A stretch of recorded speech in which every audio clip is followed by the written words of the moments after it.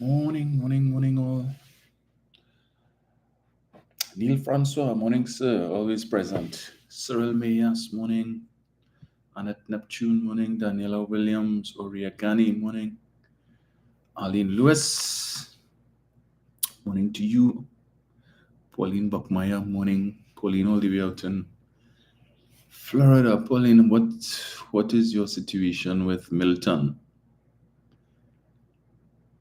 Looking well. They're projecting that Milton is a serious hurricane, category 5. I think I dodged a bullet there. Last week I was having been there and experienced a little bit of Helene. I went down to South Beach, and even though South Beach didn't get a direct hit from Helene while I was there, the wind was so strong I ended up having to hug up a tree. It was that strong. That breeze was wow. So I could just imagine what Milton is doing. Rookman Gangadine, morning Rookman. A safe and blessed day to you as well. Jennifer Nicholas, morning. Lynette Harris, morning to you. Denise Bramble. See here. Arlene Lewis again. Gerald Pascal Manswell, morning, sir.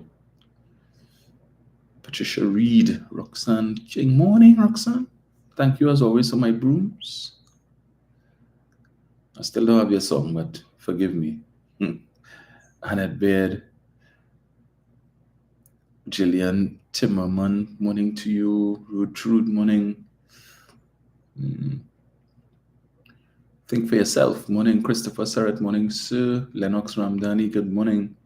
Deborah Duranti. Leon Graves. Mindful Consumer. Morning to all of you. Felix Hospitalis. Roxanne, you and I had the same problem this morning. Well, my alarm was working. I was just in deep sleep. Went to bed late last night. Natalie F. Morning. Leon Joseph. Daniela Williams. PF Cutters, Patsy Nelson, Deborah Duranti, morning to all of you guys. Carmel Williams, who do we have on Facebook? Eva Smith Spivey, morning. Deanne Charles, morning, Deanne. Good morning, Carol. Arthur James, Gemma White, Isaac, morning to you. Deborah Duranti, morning, Deborah. Christopher Serrett, Jennifer Ferron, morning, Jennifer. Yes, Jennifer, I ran from Florida.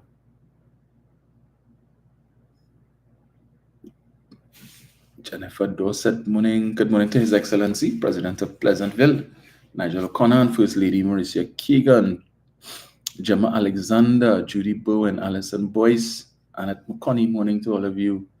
Kurt Shaw, morning, sir. Jennifer Nathan, Angela Carty, Candice Joseph, morning. Judy Bowen, Adriana Alexis, morning to all of you all. Sherry Ann George, Will Durant, Nadia Lewis Dixon, morning. Denise Reed, Marilyn Wanza Cloud. Who else is there? Let me see.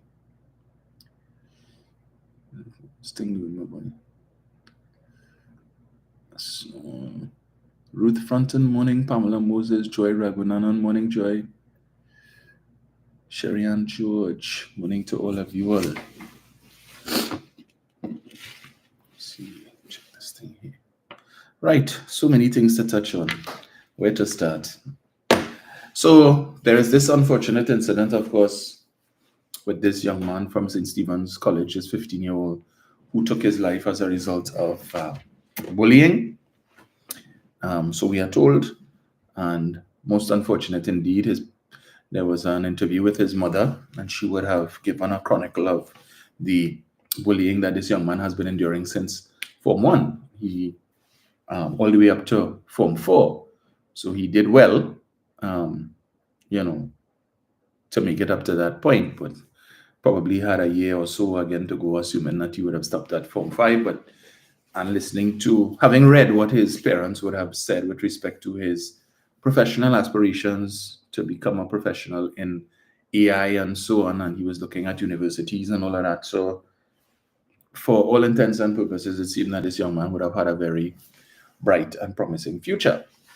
Cut short, of course, by the challenges of bullying, which he just couldn't take anymore. Um, we still haven't really heard, well, I haven't read much about the school's response over the years. What I've heard is what the mother has said, that she did go into the school a few times, talk to the principal, talk to the dean or form teacher, or whatever, but nothing much was done. And so her son continued to endure. Um, and I'm certain that's not the only young man in our school who is the victim of bullying. Hopefully, the situation would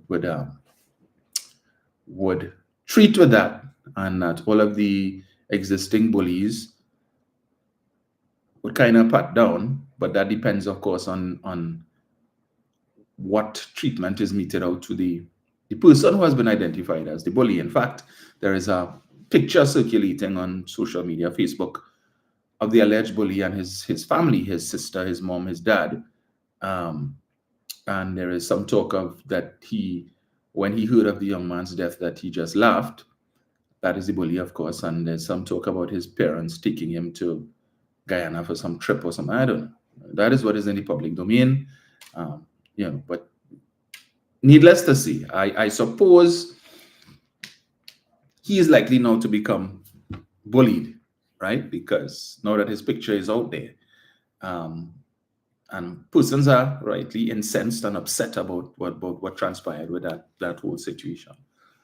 But leave it up to the opposition to try and make this thing political by, first of all, Vandana Mohit, in her, well, they had a waste of time Sunday morning press conference, half a question press conference, where they put up Cook, Mihu, to pretend to be a journalist asking questions, right? And even that they can't get right. But in her presentation on Sunday morning, she and David Lee, again, sought to put this whole unfortunate situation at the feet of the government. They say the government ain't doing enough and they need to put this in school and do that in school and all of that. I mean, come on, every bloody thing for these people is the government. Everything. It's as if the government has the treasury is a bottomless pit of money. And anything that crops up, the government is supposed to just find the money for it. Notwithstanding the fact that we keep hearing about the challenges with revenue and so on. Prime Minister would have mentioned a couple of weeks ago about, to hold strain and what is to come in 2027, something for which he has been roundly criticized by members of the opposition and his supporters. But she come talk about the government and the Ministry of Education and doing this and then doing that. I mean, come on. Really? Everything is what is this? What is the purpose of the private sector? The private sector can't give some monies to these schools to treat with these things. We had our St. Mary's College Past Students Union, we had our monthly meeting last night, right? And that issue came up, of course. And, the Past Students Union, as I told you all, has a series of fundraisers, and we pay for a lot of things at the school. One of which is we pay for counseling and therapy sessions for students who need it. Right now, we are paying for 17 students who need those services, right? It's not about the government. We say the government and the government. No, that is what you have an alumni association for, to raise funds to assist the school. Because St. Mary's College, like so many other schools, is a government-assisted school. They receive a certain amount of money from the government every year to treat with things, but running a school is very expensive. Very, very expensive. And so the Alumni Association and the Alumni Foundation raise funds. There's Fete with the Saints, dining with the Saints, cruising with the Saints, all of these different things. And then we see corporate sponsorship. We have past students who are captains of industry, who are CEOs and managing directors of some of the largest companies in the country. And we reach out to them for sponsorship of different kinds, right? We reach out to other past students.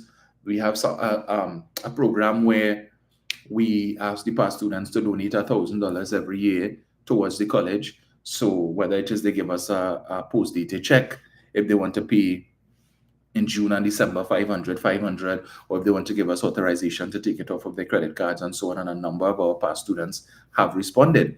We have past students like the former president of Howard University, Dr. Wayne Frederick, who we reached out to, and he provided us with funds to renovate.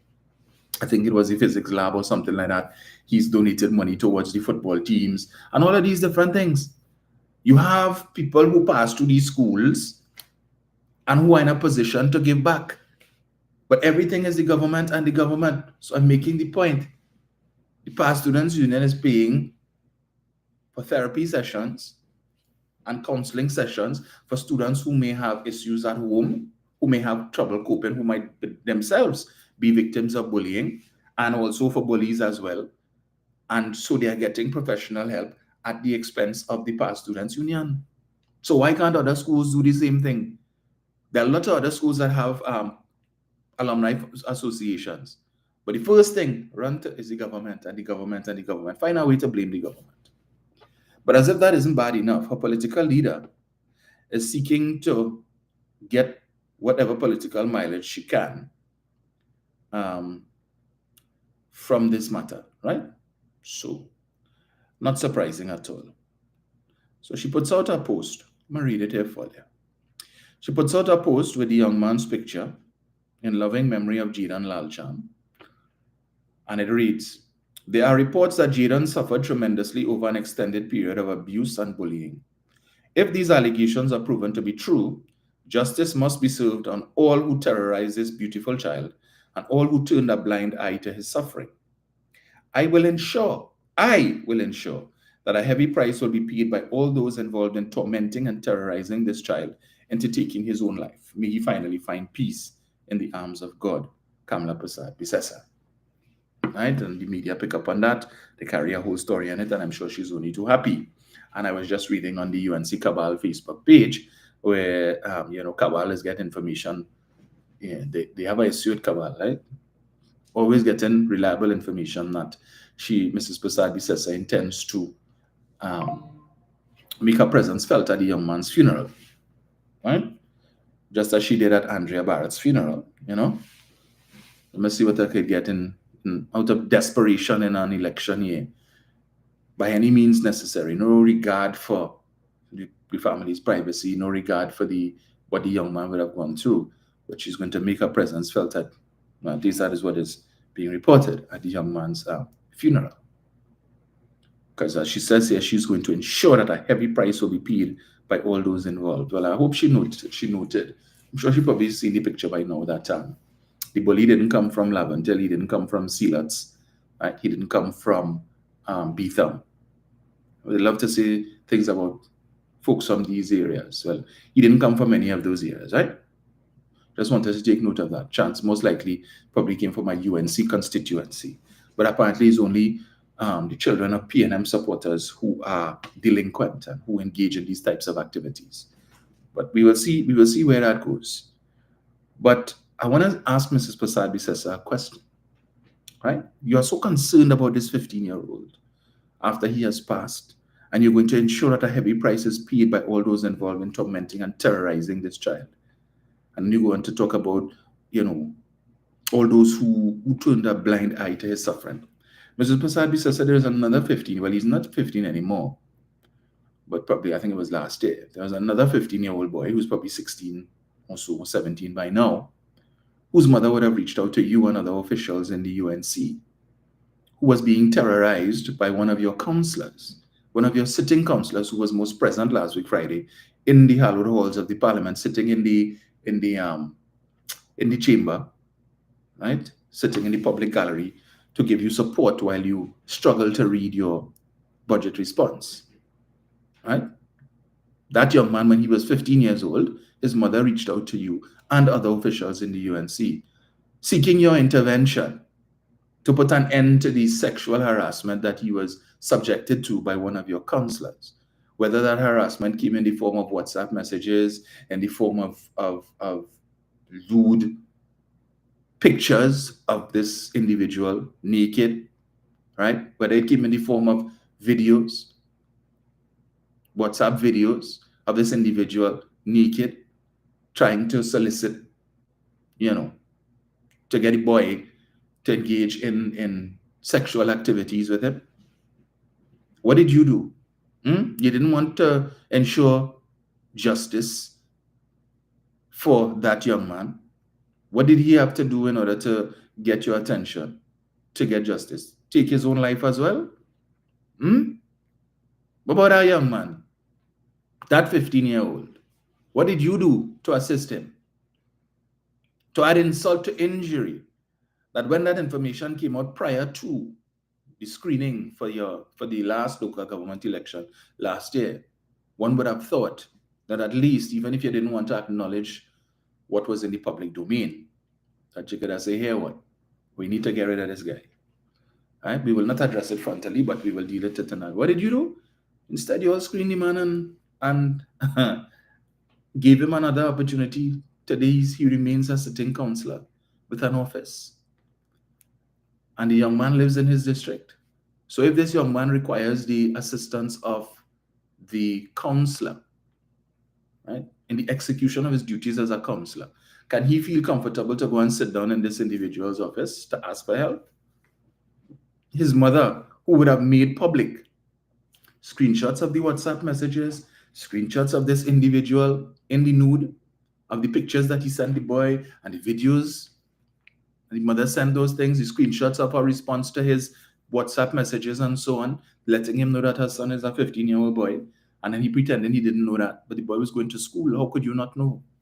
Can she feel comfortable to go to her counselor's office if she requires assistance? How is she supposed to do that? Is she to be concerned that she might be victimized because she exposed him? What did you do to protect that 15-year-old, Mrs. Prasad Bisesa? But you come now talking about, let me quote you correctly. You will ensure that a heavy price will be paid. What price will that counselor pay? If this young man were to take his life today or tomorrow, what price will that counselor pay? Will you accept responsibility for that? But you come with your hypocrite self. Oh, you're so concerned. And this is yes, it's unfortunate. But you have no moral authority to speak on this and promise any swift justice when you did absolutely nothing in that situation that fell under you. Nothing about it. Totally ignore the mother. What about that counselor from the other side, Monroe Road or thereabout, who is accused of pulling a gun and threatening a young lady and her friend? And emails were sent to you, emails were sent to Munilal, emails were sent to Dave Tanko and other officials in the UNC, and you all totally ignored it. What about those victims? Are you going to ensure that heavy price is paid by that counselor? No, instead, you screen him too.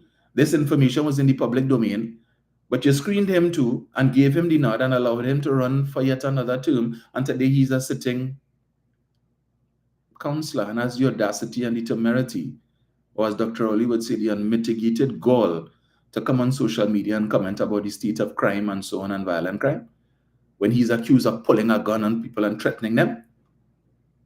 Something wrong with all in our party, Seriously wrong with you all in our party.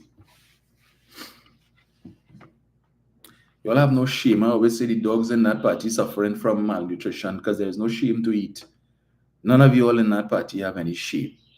But I wait to see. I think the young man's funeral is today. I saw that someone posted the link, the Zoom link or the YouTube link to his funeral is supposed to take place sometime around midday. Right? So let's see if she makes her presence felt. But she didn't extend that courtesy, of course, last year. I think it was sometime earlier last year when there was a fire in her constituency and a mother and her young daughter perished. I remember that.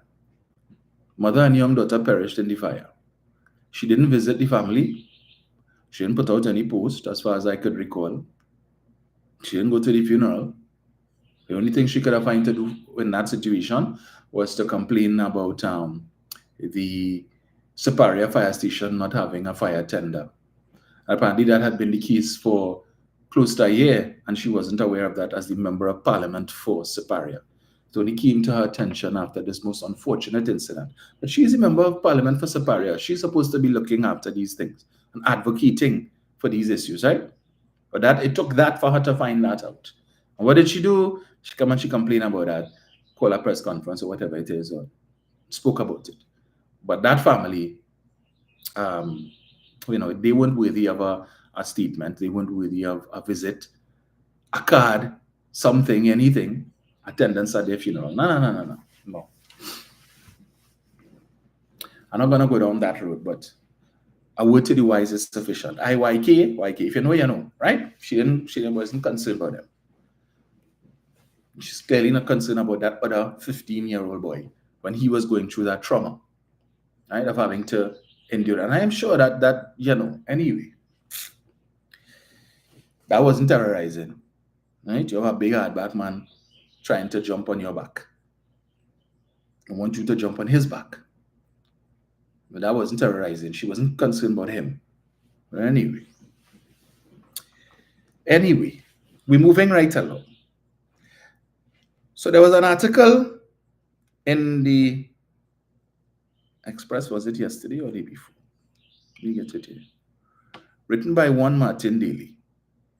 See, I had to call all these fellas on them for their hypocrisy when it presents itself, right? I'm coming back to the leader of the opposition just because she called a press conference yesterday. We'll deal with her just now. Daily Bread, that's the name, right? The government rests on withered laurels, a play on the name Laurel Azama Leasing, while public lacks feasible alternative, right?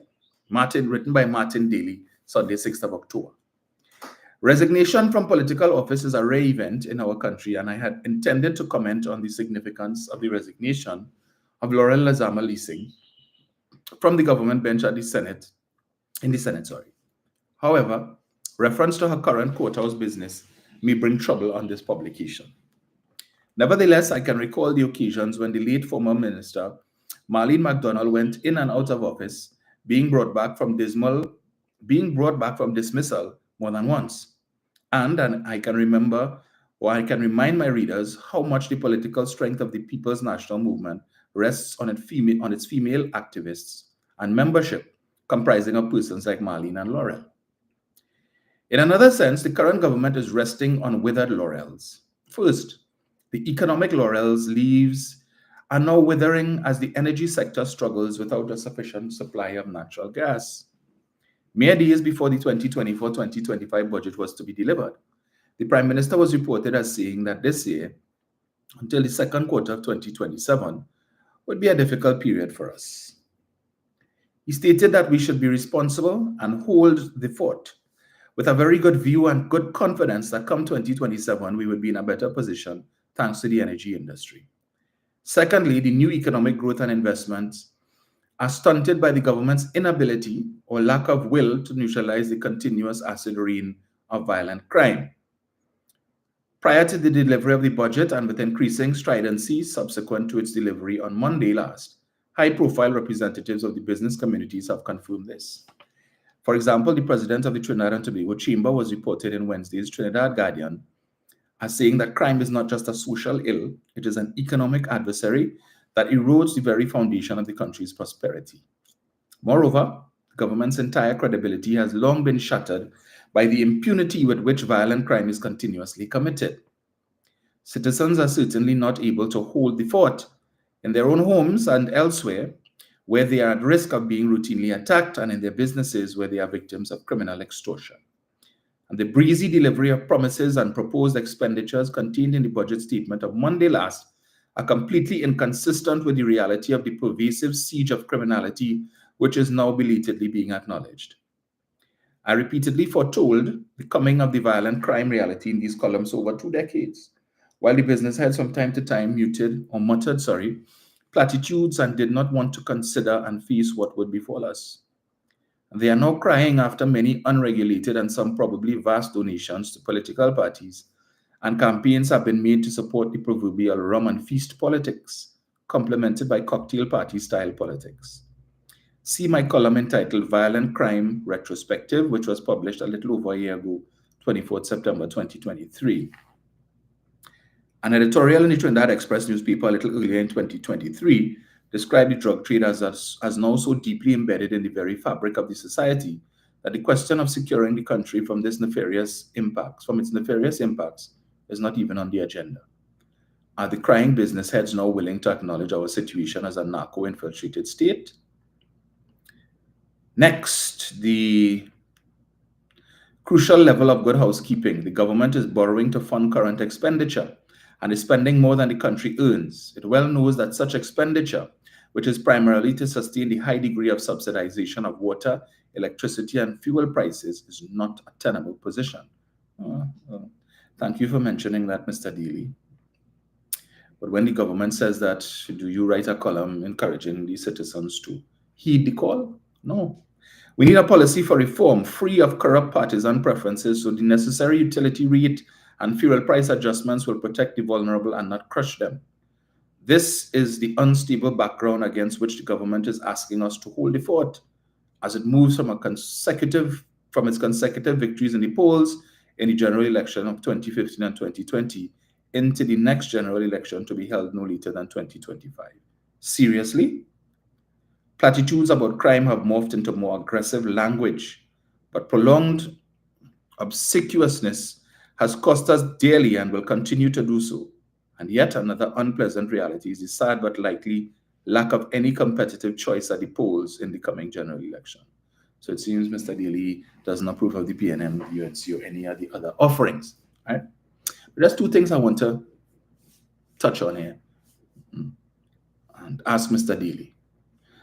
Now, had I not seen Mr. Daly's name attached to this article, I would have thought that it was Rav Miraj, right? Because, similar tenor, criticize the government, offer little to no solutions, suggestions, recommendations. But two things Mr. Daly pointed to here, the issue of crime and the issue of the economy and the government's revenue challenge. And as we deal with the issue of crime, and it talks about violent crime and he warned and so on. I wonder if Mr. Daly remembers that he's an attorney at law, a member of the legal profession, colleague to many attorneys in this country, who on a daily basis go before the court to represent these same criminal elements, these same violent criminals, who have sought to wage war and siege and have besieged the country. I wonder if Mr. Daly remembers that in writing this article, oh shucks, I'm a lawyer. Right. When these men commit these crimes and they are held by the police, Mr. Daly, they don't go to the court and represent themselves. They are not the ones who go and plead to the magistrate and the master of the high court and the judge for bail. It is members of your profession who do that, Mr. Daly.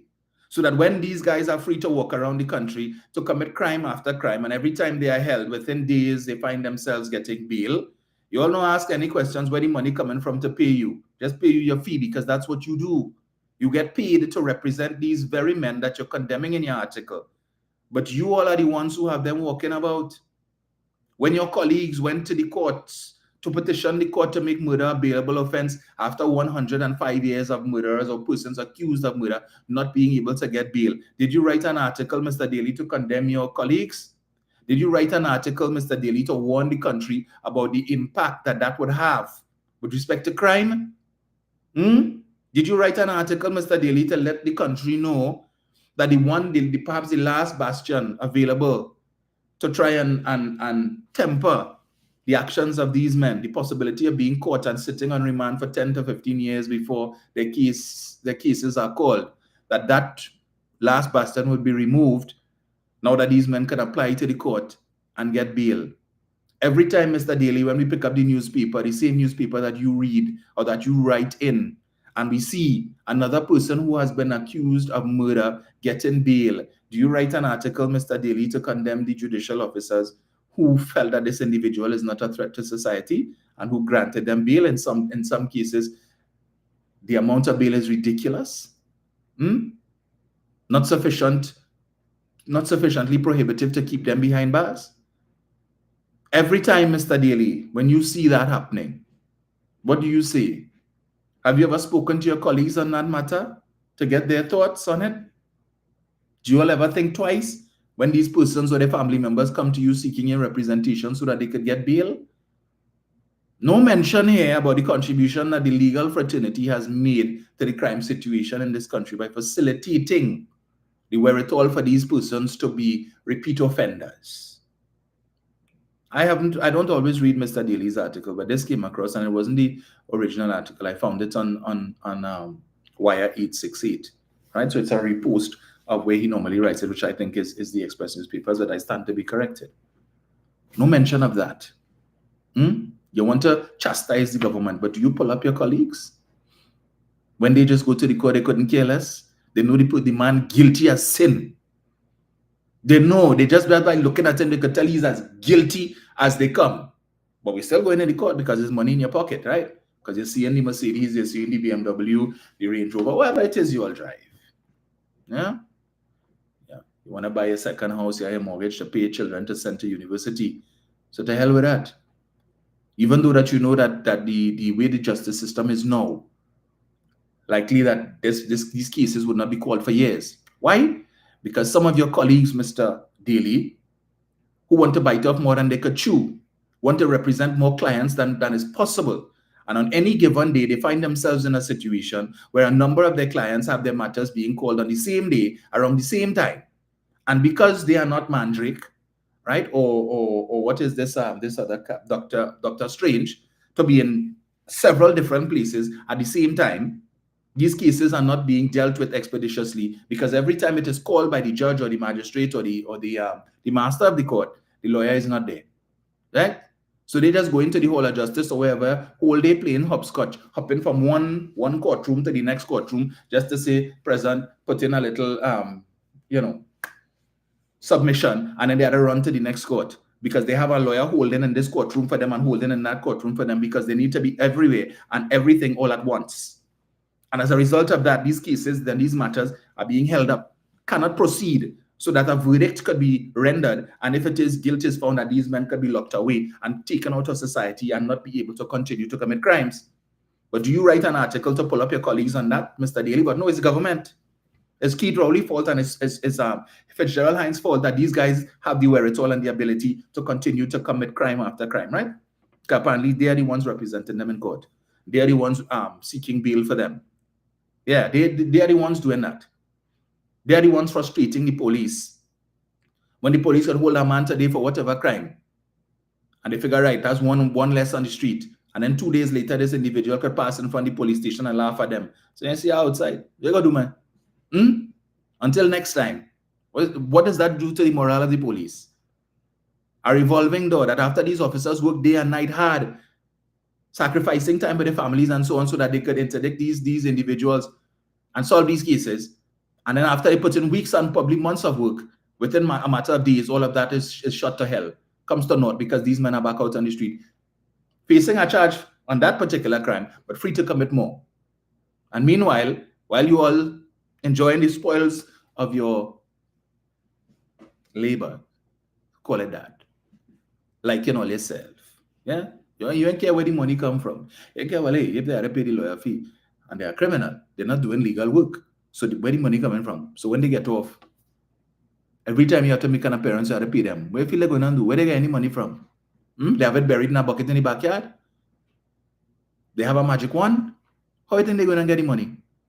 The same crimes that you are complaining about is the same things they're going to do to get the money to pay you and to pay your colleagues. But we ain't writing about that. Blame the government.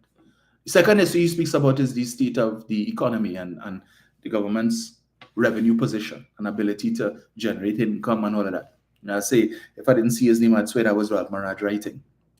But even in the face of Mr. Daly's acknowledgement of the government's precarious financial circumstance, does that stop him and his colleagues from charging exorbitant briefs to represent the states on various matters?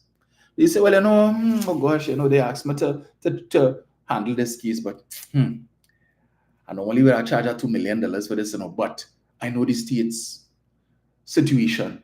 I'm a citizen of Trinidad and Tobago, and I know the financial challenges that the government is going through. And instead of charging $2 million, I'll charge 500,000. Or charge 750. Do they do that? No. Have you all tempered your briefs or the size of your briefs in an attempt as a citizen of Trinidad and Tobago to assist the government? No. So we still have to be reading about briefs for 5 million and 10 million and 15 million. Right? Do you spare a thought for the citizens who are in need and who could benefit from that money that you all charge the state? Half the time, most of the time, you all ain't doing the work. You have your I forget what they call them. your assistant, the legal, whatever is the term that they use, can't remember right now, who doing all of the research and so on for you, right? You'll just appear in the courtroom for a few minutes or whatever it is, or when the matter is ongoing, yeah, you had to be there for trial and whatnot and stuff.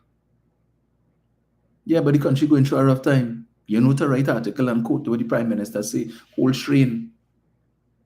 But you all don't know that when the time come time to submit your invoice for your brief. I know about that. Yeah, but you're so care and so concerned. Do you and your colleagues actually sit down and discuss these things? Your colleagues of senior counsel ilk? And what contribution you all can make to the coffers of the state? I'm pretty sure when you have to do your taxes, you're looking for everything and anything that you could claim as a business expense to reduce the amount of tax you have to pay on those briefs. You say, all right, I have so much money already. Over the years, I've made millions on the state. So let me pay a fair share tax. I don't need to claim for this or claim for that. You all do that? No, some of you all find the most creative of accountants who could write off just about everything as a business expense. So you end up keeping most of what it is that you bill the state. But you're also concerned. So concerned, right?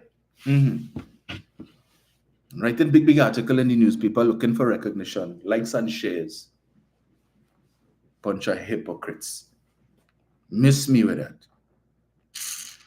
Anyway, I'm not going to spend too much more time on Mr. Daly. I think I've said what needs to be said. And if you could go on Wired 868 and read the article if you care to, and read the hypocrisy of some of these columnists. Shame on all you. In the interest of time. The leader of the opposition, So she called a press conference yesterday to address certain things that the Prime Minister said on Friday when he had the meeting in Belmont. It is noteworthy that two of the entities or individuals that are supporting Mrs. Prasad-Bissessar and the UNC over the course of the last few days have shown to be frauds, right? I reference Philip Edward Alexander and Ansel Roger and the, UDOT/Patriotic Energies. Because the revelation that was made by Stuart Chung on Friday with respect to Patriotic Energies having submitted a fraudulent document in the form of a receipt for a wire transfer, supposedly of 1.5 billion US, which turned out to be a fake. And then on the other hand, you had Philip Alexander, who a few days ago posted up a picture on his Facebook page. A picture of a styrofoam box with some sardines and some cricks. And he claimed that that was from the school feeding program, box lunch as they call it, and sought to chastise the Ministry of Education for, this woeful meal that they're providing to the nation's children. And a number of persons who are familiar with box lunch and the packaging that this box lunch comes in pointed out that could not be the school feeding program because the school feeding program doesn't use those boxes, right? And they spoke about it. In fact, there are a number of persons who went on his Facebook page and called him out on his nonsense. He deleted all of the comments and then sought to chastise PNM people, saying that he doesn't come on their page and they need to stay off of his page and stay in the lane, which is what he typically does when he's called out for his foolishness, his lies and propaganda, when he's exposed as being nothing more than, as Christopher Columbus, a damn blasted liar. When he's exposed and he cannot defend his position, that is what he does. He attacks people. He blocks people, right? My good friend Carol Myers would have mentioned to us about an incident or an experience that she would have had with him in that regard, where she sought to correct him on something and he took a turn in her tail, right? Yeah, chastising her for coming on his page. That clown, as I call him, the counterfeit 1%er, that consummate dunce who figure he's so bright and he has the answers to everything, every ill in this country. Philip will fix it. You could have fixed the Jericho project. Tell us about that now. You could fix the fact that your son doesn't want to carry your name and he's carrying his mother's name probably out of shame that you're his father. Why don't fix that? Can't fix that. But you have the answers to everything I'm talking about. The only way to fix this and fix that is to win, and the only way we could win is to support Kamala Prasad-Bissessar. You're mad? Yeah, because the PNM would not have you, will not entertain you. That's the only reason why. He has no chance in the PNM, so let me go the other way. where they will turn a blind eye and a deaf ear to, everything and anything. Any port for a storm. What you could contribute. If you could assist us to win the election, we'll get something. Whether we put you on a state board or we make you a senator, which is what he really wants, to win a seat, something, anything for you in a safe seat. That's what he wants, ultimately. To stunt. That's what he is, a stunter. That wannabe Syrian. But a damn liar. Now that he has been exposed, because it has been shown and proven that was not from the school feeding program, but in fact, it was a meal that was provided at the Arima Hospital for some of the patients. The media has interviewed Davlin Thomas, who is is it Davlin Thomas? I think. Well, okay, so I guess the Arima Hospital falls under the NCRHA, which I think Davlin Thomas is the head of, right? And he spoke about that and spoke to the issue. Now, persons have gone back to Philip Alexander's page and pointed out to him his error. He will not acknowledge it. It speaks to the measure of the man, or the lack thereof. Acknowledge that you're wrong, but you're trying to deflect and attack people who were telling you up front before it even reached that. From the minute you posted it and people were telling you, hey, that's suspect, I don't think that is box on. Remove the post and do your investigations. Even if you want to come back and say, well, this is what they're giving to patients, okay, you could do that. Nothing new. But you refuse to accept that you're wrong. And that is the caliber of persons that associate themselves with Kamala Prasad-Bissessar, just like she is. Birds of a feather. Right? But he wanted to align himself with her in the hope that they could win so that he could end up in government somehow. Is that the caliber of persons that you want representing you as a government minister or as a senator? But as I told you all, come 2025, if Prasad-Bissessar somehow wins, God forbid, she has nothing but the lagoon to look to populate her cabinet and to populate all of the other positions that need to be filled. Not even the bottom of the barrel. What is at the bottom of the barrel still is too good. Nobody with integrity wants to associate themselves with the UNC. That is what Rodney Charles said. And he has been in the belly of the beast since Moses was in diapers. So he knows. It's unfortunate that it took that situation for him to come out and speak out. But he said that nobody with integrity wants to associate themselves with the UNC. So we know Philip Alexander, based on Rodney Charles's utterances, has no integrity because he has no problem associating with them. Gary Griffith kind of on the sideline. And so he put out a post yesterday because I think Prasad-Bissessar attacked him yet again yesterday. So right now, things are looking too good for the two of them. All right? We'll see how that goes. But it's interesting yesterday in her press conference, this lady decided to call a press conference to speak to things that Dr. Rowley said at a campaign meeting. A whole press conference over an hour, to address something that Dr. Rowley said at a PNM campaign meeting on Friday night in Belmont. Talk about having nothing to do for the $100,000+ that you earn every month, right? For the different, as in your pension, as leader of the opposition, as the elected member of parliament for Siparia and so on, right? Wasting good time. That's what you're being paid to do? To call a press conference to talk rubbish and demonstrate again how foolish you are? Back in the 80s, there was a serial, I'm sure many of you remember, called Allo Allo. I think they still show it, not on, I don't know if they show it on local TV, but I know I see it on cable from time to time. And it was a French serial where the main character was a gentleman by the name of René Artois. And René was a philanderer, and he had a habit of cavorting with several different women who would come into his piece in the cafe. And his wife, Edith, and from time to time, René would find himself ensconced in the arms of one of these women, and his wife would walk in on him and say, René, what are you doing? And his response would be, Edith, you stupid woman. Yeah? When I listened, the little that I listened to yesterday of Mrs. Prasad-Bissessar, and I'm hearing René's voice, you stupid woman. I mean, I don't like to go down that road, but sometimes Mrs. Prasad-Bissessar, come now, man. Really? Better than that. So she referenced an article written by one Akash Samaru. Yes, you all know Akash? Akash of CNC3 fame. We know Akash certainly is no fan of the PNM. So let me just reference that for you. Come into that. Because looking at the time. Today's supposed to be an early morning for me because St. Mary's is supposed to be, we have a post-budget breakfast meeting for the students at 10 o'clock this morning with Dr. Marlene Atz, Mariano Brown, and a few other persons. The article is Rowley defends $400 million OPM allocation by Akash Samaru, senior reporter. Prime Minister Dr. Keith Rowley has defended the $400 million allocation to the Office of the Prime Minister in the 2025 budget. At the PNM's post-budget meeting at the Belmont Community Center, what started as an explanation about the OPM allocation and concerns about $50 million entertainment budget being raised by opposition leader Kamala Persad-Bissessar in the parliament on Friday, eventually led to a shocking accusation. Okay, we don't need to talk about that. Let's get to the point.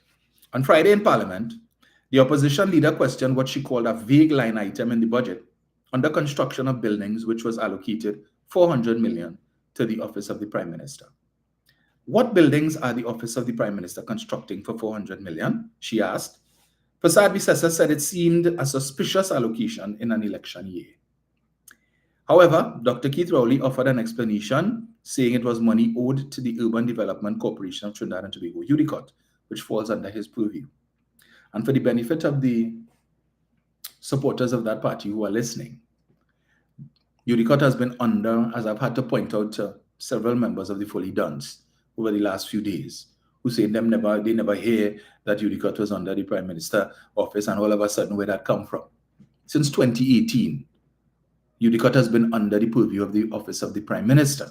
Because as you would recall, around that time, very early in the tenure of this government, in their first term, the Prime Minister sought to treat with a number of heritage buildings, as we call it, at the National Trust, that had fallen into a severe state of disrepair, right? And UDOT was tasked with the responsibility of repairing these buildings. Key among them, 5 out of the Magnificent 7 buildings, the President's House. Also, I see now that the National Museum is also under renovation, Red House and others, right? And the Prime Minister took personal interest in all of these projects. That reporting on these projects was to come directly to him because he was very concerned about the 5 years, 3 months, and 14 days that Persad-Bissessar was Prime Minister, and precious little was done to maintain these buildings or to renovate these buildings, right? And for those of us who frequent that area around the savannah there, from Queen's Royal College, go around to President's House, would have seen the state that these buildings were in, unfortunately. For that 5 years, 3 months, and 14 days, the only building that really looked proper was the Catholic Archbishop's residence, right? Because that is privately maintained by the Archdiocese. But the other buildings, inclusive of Queen's Royal College, really wasn't looking too good. And the Prime Minister brought UDOT under him so that he could keep a close eye on the management of these projects. In fact, I recall in 2020, just before the Red House project was completed, and before the Red House was reopened as the seat of Parliament, Philip Alexander, that counterfeit 1%er, used to be every day doing live in front of the Red House, live in front of the President's House, going around the savannah, complaining about the amount of money that was being spent on these projects, and it was wasted money, and the government could have spent money on other things, and the contract mafia who want to thief, and all of this foolishness, right? And let me just get this here. Okay, let me see here, right? And the Prime Minister, I recall, was particularly aggrieved. In fact, he called a meeting, or convened a meeting at Whitehall in January of 2020, a meeting which comprised the board of the National Trust, officials of UDOT, and the architects who had worked on the President's House. And at that meeting, I recall, the Prime Minister expressed his consternation about what Philip Alexander was doing. And I remember him speaking about the notwithstanding all of the efforts of his government, all the things that they've done in the 5 years with respect to renovating these buildings, the purchase of the ferries, and he listed a number of things that his government had done. And as he said, just like the stiff-necked Israelites in the wilderness, that no matter what God had done for them, they were still dissatisfied. That he found himself in a situation where, despite the country's economic circumstance and all the things that his government had been able to accomplish with the limited finances, certainly nothing like his predecessors had, that the stiff-necked citizens of Trinidad and Tobago were still dissatisfied. They always want more and more and more and more. They wanted them to do more with less. But he was particularly disturbed by what Philip Alexander was doing, these nightly lives and daily lives, making claims about cost and all that, and all kind of nonsense. Right? And the Prime Minister asked us to put out a statement endorsing the decision to renovate these buildings and so on. Today, right, these buildings stand proud that when cruising, and even outside of the cruise season, when tourists come, you see them from time to time when you drive around the savannah, taking pictures, walking up to each one of the buildings. And I'm sure whatever country that they would have come from, they have beautiful buildings like that. But they still come to Trinidad and Tobago and they are fascinated by these buildings and its history. So anyway, so since 2018, UDOT was under the Prime Minister's office, right? There are a number of projects. So, and again, I'm hearing René Atois. The Prime Minister has as part of his portfolio, Minister for UDOT. UDOT reports to the Prime Minister. So any allocation to UDOT will come up in the budget as OPM, Office of the Prime Minister. You think any sane and sober opposition leader should come to the Parliament and be asking questions and telling the country that the Prime Minister take 400 million, Dr. Rowley explained. The Prime Minister said UDOT had done a lot of work in recent times from the Red House, President's House, Queen's Hall, and the Magnificent Seven buildings. He said for 6 years, UDOT was not paid any money, and some of the money allocated to the OPM was to pay them off. He added, you know, one of the things the Prime Minister's office is doing under UDOT is building a new hospital block in Port of Spain Hospital, and the tower is under construction, 540 beds. It has to be paid for, right? So Prasad Bisesa, of course, took that literally to mean that the Prime Minister was saying that the money is to be paid to UDOT is to build the hospital. I mean, how dumb could you be? Because it is evident, it is clear where the financing would come from and the process for financing that. But, and again, when these things happen, I'm forced to ask, what was Kamala Prasad Bisesa doing in the 5 years, 3 months, and 14 days that she was Prime Minister? So, let me just get this here. What was she doing? Because every time, and now I understand why it is Mrs. Prasad Bisesa doesn't call too many press conferences and take questions from members of the media, because every time she does that, it highlights her ignorance, and by ignorance, I mean lack of knowledge about anything pertaining to governance.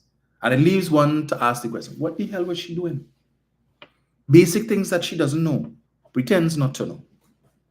So she called this press conference yesterday, right, to deal with the Prime Minister and the lies, Rowley and his lies. So they had no Monday night forum. Well, I didn't see any Monday night forum last night. I think the budget debate continues, right? So they're probably too tired, all of them.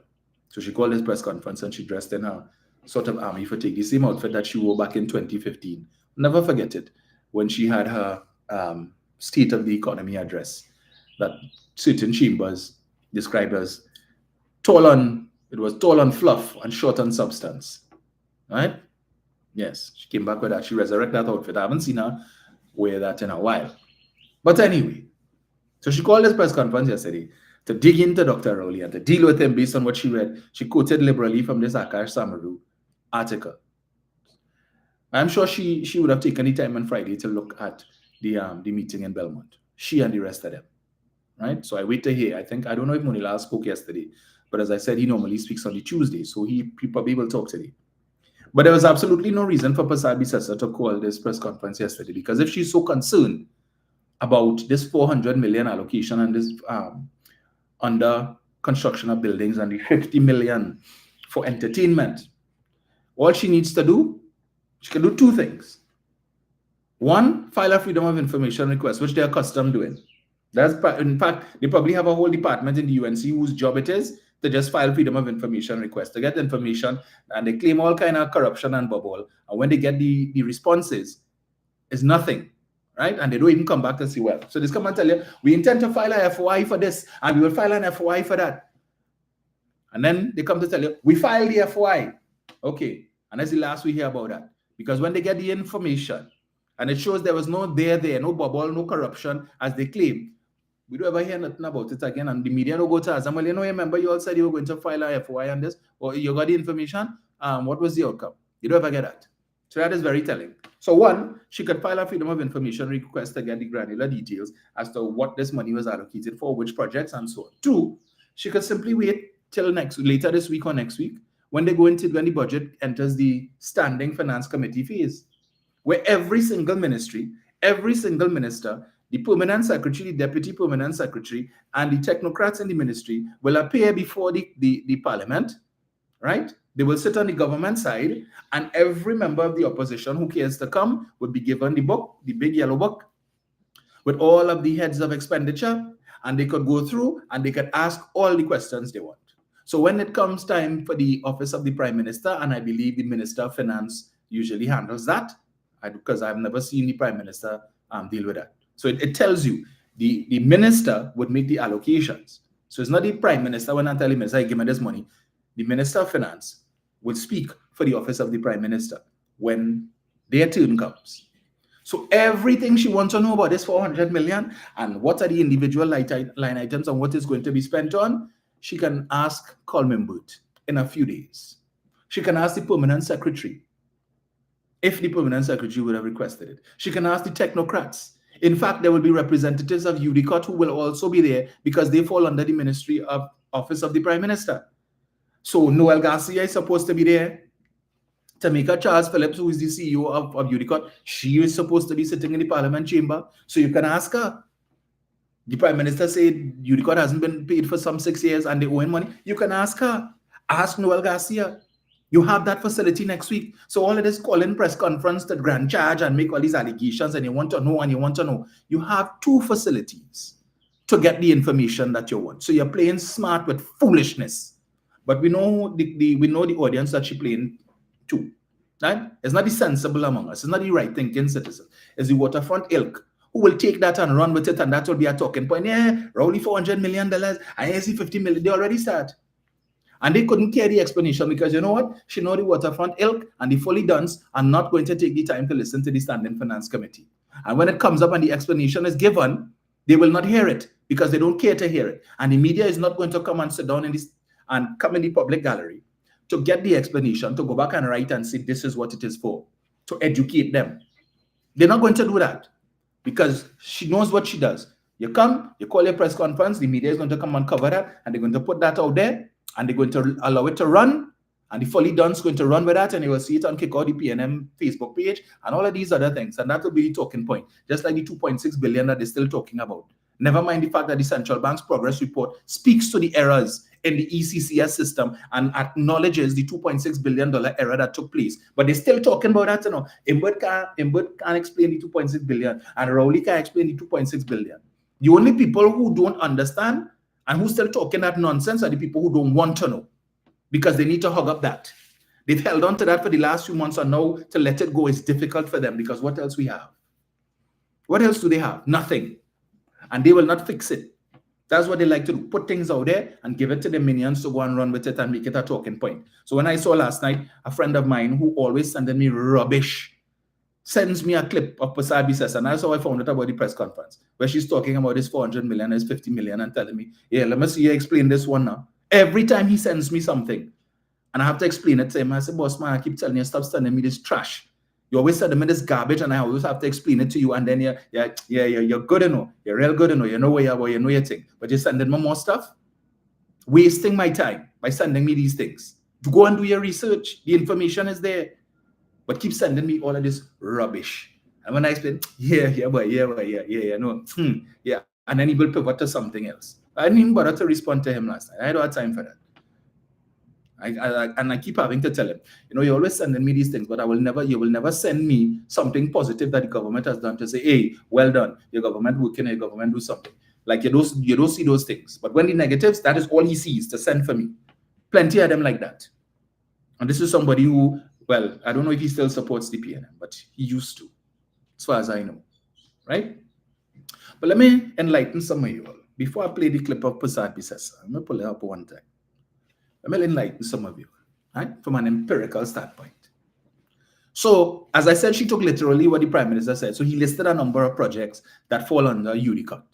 And she come to talk about, and she highlighted the hospital. She spoke about the EBC, the new EBC headquarters. She spoke about, I think, was it the Ministry of Health head office and so on. And she mentioned that these were specific line items and these were funded through allocations to the respective ministry and not under the office of the Prime Minister and UDOT and whatnot. So she keeps asking where this 400 million going, right? And then she talked about the 50 million and 50 million for rum and fet. 50 million for rum and fet. But she should know about rum and fet because that is all that was taking place at the Prime Minister's residence between 2010 to 2015, as evidenced by the almost $500,000 of alcohol, rum, that was found at the Prime Minister's residence, right? What they didn't have chance to thief, to get rid, to hide, and to cart away before Dr. Rowley took possession of the Prime Minister's residence, right? $500,000 worth of alcohol. But she wants to come yesterday to talk about 50 million for rum and fet.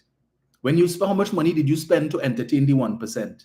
The Syrian Lebanese community. You threw a whole big bash for the Syrian Lebanese community to give a speech to tell the rest of Trinidad and Tobago that if the rest of the country were to emulate the Syrian Lebanese community, we would be a much more brighter, and that would be a brighter, more prosperous country.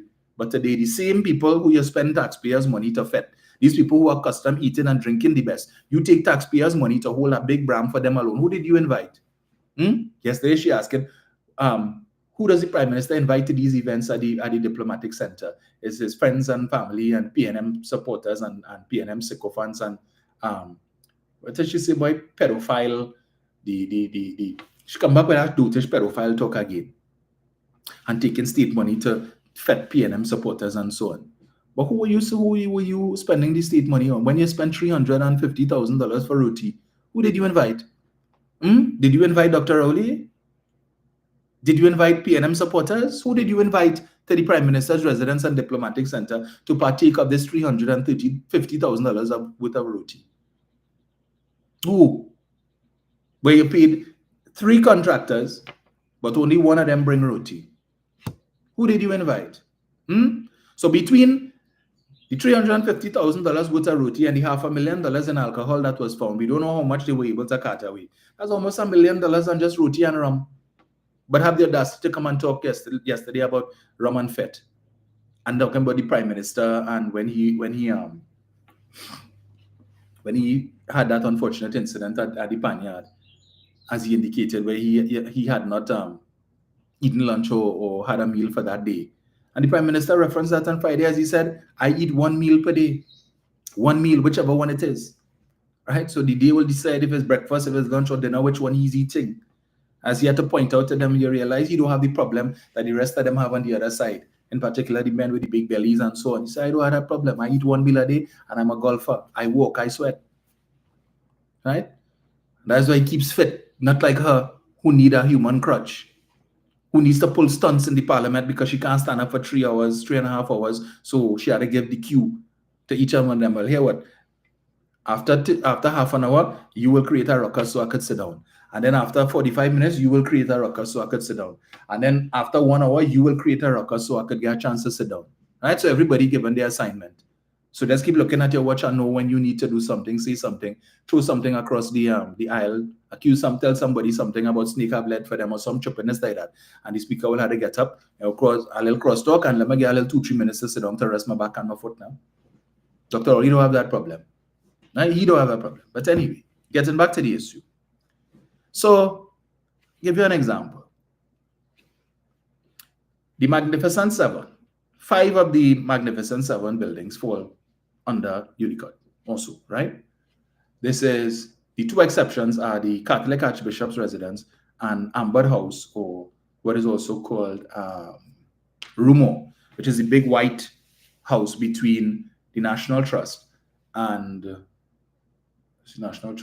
which one I think is the Catholic Archbishop's house, right? Those 2 are not managed by under UDOT, but the others. So Millefleur, which is the headquarters of the National Trust, falls under UDOT because the National Trust does not yet have a lease for Millfleur, right? So there are certain expenses that are met by UDOT. For instance, Millfleur has 24-hour security, which is paid for by UDOT, not the National Trust.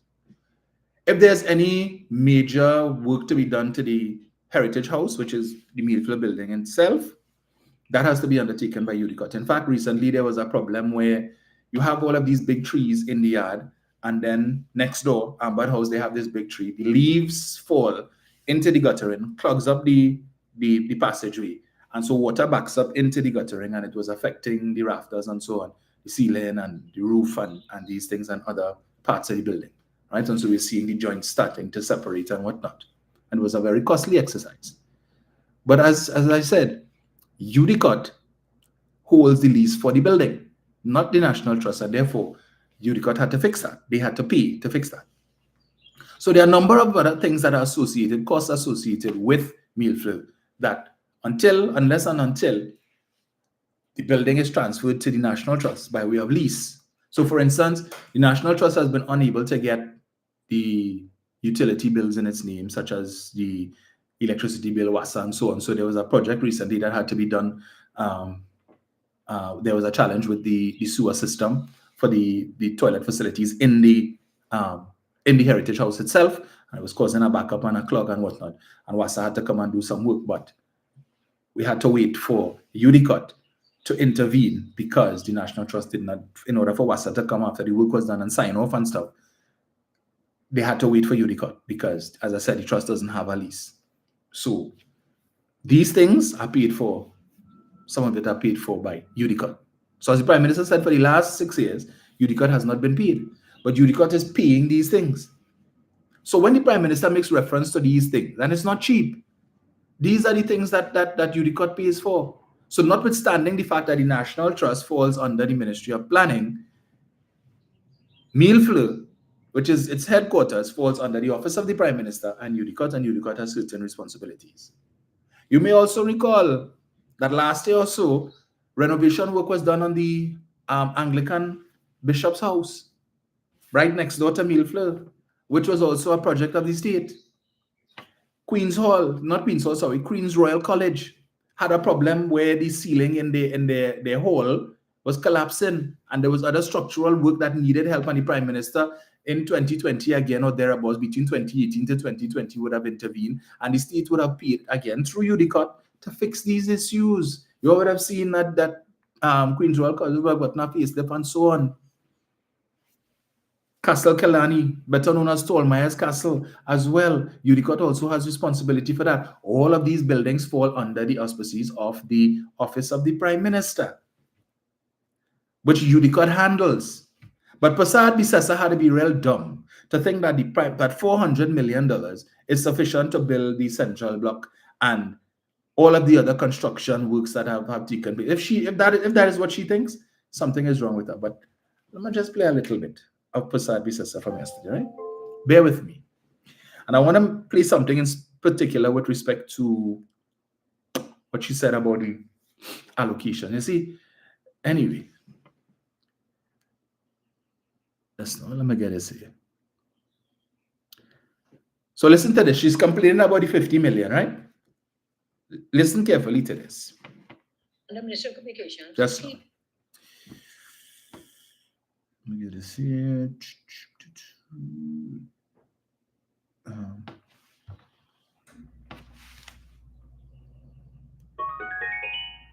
Right. John Haynes, $5 allocated.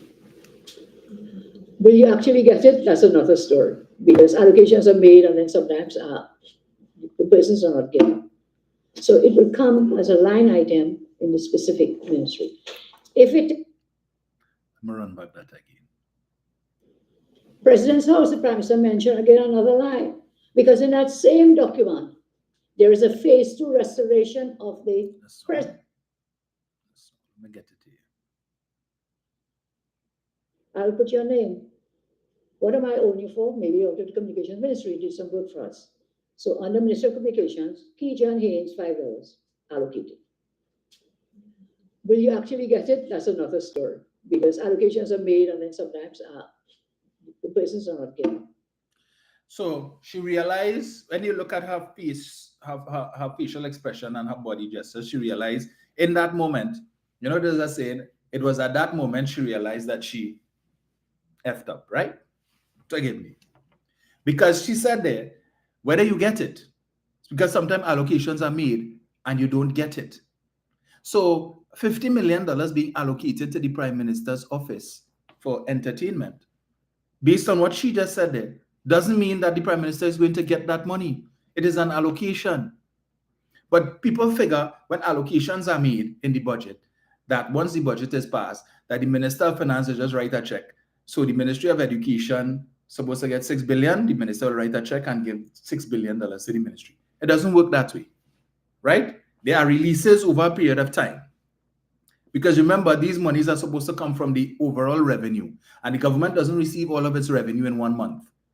As taxes are paid and monies come in, allocations are made to the various ministries.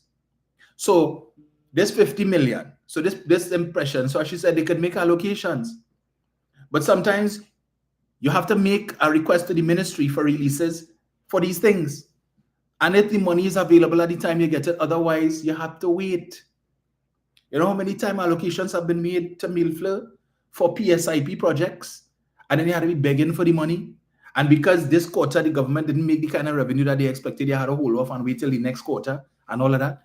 And that is why at the end of the financial year, in September, you always have ministries and state enterprises and so on, everybody rushing at last minute in September to see if they could get the balance of the budget, because they were allocated this amount of money and they didn't get it. And if it is by the 30th of September, you don't get it, it goes back to the consolidated fund and you lose it. And you have to make a request next year for it, when you should have been requesting money for other things. And that is what they try to avoid. So as she just said, allocation doesn't mean you're going to get it. She knows that. And she exposed herself there. But you come to call a whole press conference to accuse the Prime Minister of all manner of wrongdoing. I'll give you all an idea of how silly. The website link here will share copies of this with you. Projects/UDOT website. Projects listing. Listen to the number of projects that UDOT oversees. The San Fernando Teaching Hospital, the Point Fortin Hospital, the Coover Hospital, the Rima General Hospital, Invaders Bay Development, Napa, Port of Spain International Waterfront Center, Executive Jet Center, National Academy of Performing Arts South, SAPA, Government Plaza, the New Breakfast Shed Office, Office of the Prime Minister, Staff, King George V Tennis Courts. And I'm doing this deliberately because they're not because you are Minister for UDOT, and all this money comes to the Office of the Prime Minister, and I'll show you where it goes. All these projects are listed, and there are more of them. They continue, and one, of course, is the Central Block in the Port of Spain General Hospital, which is where we are now, before I move on to other projects. So I will use a few of examples of these projects being undertaken by UDOT to show you that monies have already been allocated to pay for many of these projects under UDOT, but they've been paid under the heads of various ministries in the same draft estimates that I held up, and that payments have been made consistently for these projects over the years. And of course, I'll give you the link to get to that same draft estimates. Let's start with this one. So if you ever wanted any evidence of why Prasad Bisesa should never be Prime Minister again, you need only to listen to that press conference. It's a 1 hour, 1 minute and 35 seconds long. So if you have an hour, 1 minute and 35 seconds to waste during the course of the day, and you care to, you can listen to it. And listen to how this woman demonstrates her ignorance of how the public sector works. And again, I have to ask the question, when she was Prime Minister, what was she doing? Now, granted, when she was Prime Minister, UDOT was under Monilal, right? Under the Ministry of Housing and Urban Development, with Julian John as its chairman. Was Julian John? Yeah. But still, It just goes to show, in the same way she didn't know about Atlantic LNG and what was the government's shareholding in Atlantic LNG in the various streams. She has come yesterday and demonstrated again that she's totally clueless and that she believes the only thing a prime minister is supposed to do or know how to do is to cut ribbon and turn sod and take pictures and smile. And from time to time come to the parliament and answer questions. But in terms of being intimately aware of the operations of your government and what is happening in your various ministries, hands off. That is why Dr. Oli said when he became prime minister, he found a stack of things that needed signatures. This high, a mile high on his desk. Things that needed signatures for over 2 years that somehow Mrs. Prasad Bisesa couldn't find the time to go through these documents and sign. It reminds you of a certain former president of the United States who once again vying to become president. Yeah, time for that. I don't like paperwork at all these briefings and so on. It bores me. I don't want to be sitting in an office signing stuff, having to read documents and so on. Come on. I want to be out there, be driving around, flying in the helicopter. Yeah, let me show up in style. I want to go and sit down and give speeches, cut ribbons, take pictures with dignitaries. That's what I want to do. I don't want to be sitting in an office. No. The current prime minister, he don't have that problem. He doesn't have that problem. Right? So I'm certain you don't have a pile of files with the documents that need to be signed in the office of the prime minister right now. Okay? When the prime minister is busy, he has no problem sending persons to represent him. There was something else I wanted to play with that. But anyway. So let me demonstrate again for you the hypocrisy of Prasad Bisesa. Auditor General's report. Yes, we all know about Auditor General's report now, right? Auditor General's report. 2015, page 107 of 216, under accounts of administrating or administering officers, office of the prime minister. Item 13, restoration of Stallmeyer's Castle. This project is currently in its 12th year of operation. Expenditure since inception in 2005 to September 30th, 2015, total $80,967,000 as shown below. And this is under the office of the prime minister. Who was the prime minister then? 2010, expenditure $3,345,120.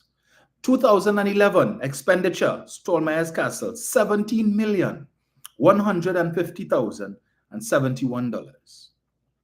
2012, expenditure, $9,127,000.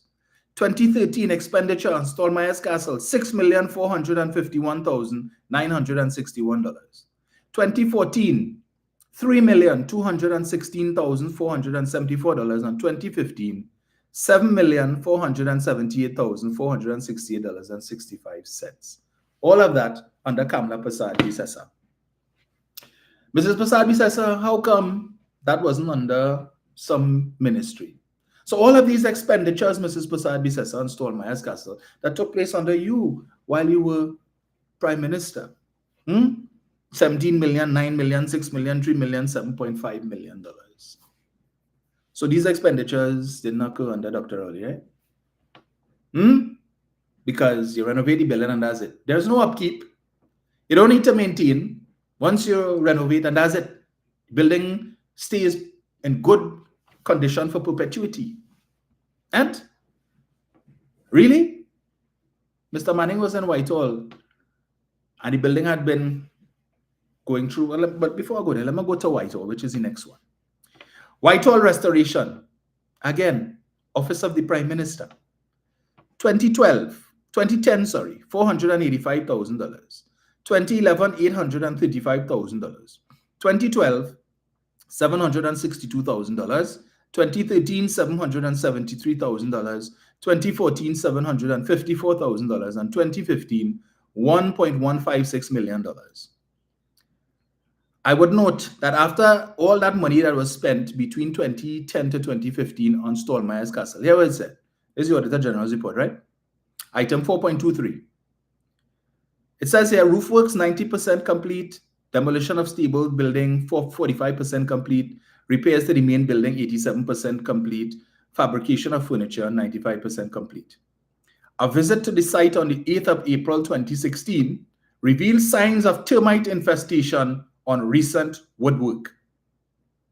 Termite infestation on recent woodwork after we spent all them millions between 2010 to 2015. A few months after they demitted office, the Auditor General Department visited Stallmeyer's Castle and found termite infestation on recent woodwork. Right. She wasn't asking questions when all these millions were being allocated for these buildings. So where are these buildings now? They're not under the office of the Prime Minister. Where are they? They're under the office of the opposition leader. We're going again. Whitehall restoration. Status report as at the 30th of September 2015 revealed the following. Phase. Preparation of project proposal 90% complete. Preparation of request for proposal for design, build and construction 50% complete. During a visit to the site on 8th of April 2016, it was observed that the building had been cleaned and secured from animal infestation. Animal infestation is in 2016 under Keith Rowley. No other major works appear to have been performed. $835,000 in 2011, $485,000 in 2010, $762 in 2012, $773 in 2013, $754 in 2014, $1.156 million in 2015. No other major works appear to have been performed other than cleaning and securing the building from animal infestation. No major works, but all that money spent to do what? The building was unoccupied because the office of the Prime Minister was around the corner on St. Clair Avenue. For the entire time she was Prime Minister, that is where the office was. As reported in previous years, the current location of items of furniture, equipment, paintings, etc., which had been on the premises before the start of the project, could not be ascertained. Could not be ascertained. Right? They can't find it. But they want to come and tell you about the 2023 Auditor General's report. And the Auditor General said this and spent $25,000 US to order thing and the company defunct. But the Auditor General is telling you in 2015 that when they went, they couldn't find the furniture. They couldn't find items of furniture, equipment, paintings, etc., which had been on the premises before the start of the project, could not be ascertained.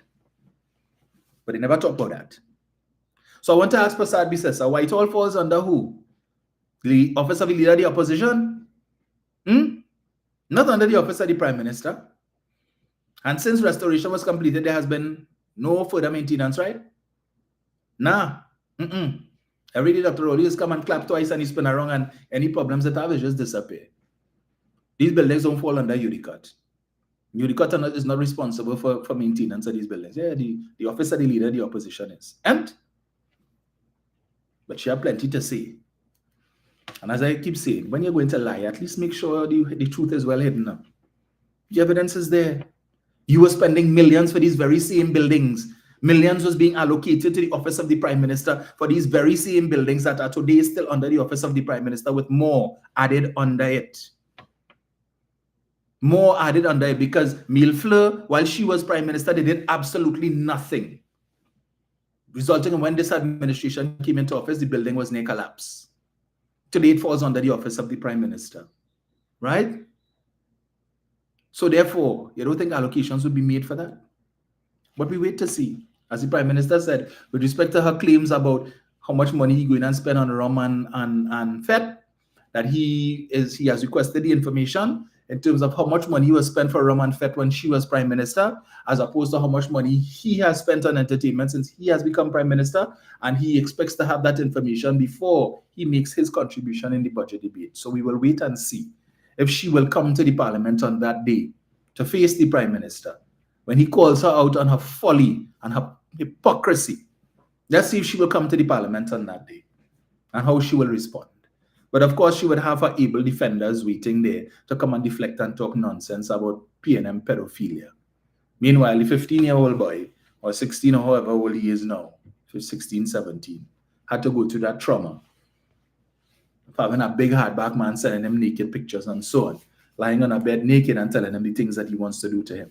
I'm certain Prasad Bisesa is aware of that. And did absolutely nothing. But for political mileage, you're promising swift justice for the young man who took his life, but for that young man who is still alive and probably still suffering from the trauma, no justice for him, at least not from you. 7701763. Miss me with ABS.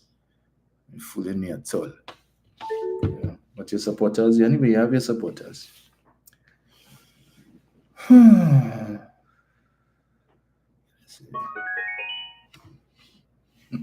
Patsy Nelson says they were never about country.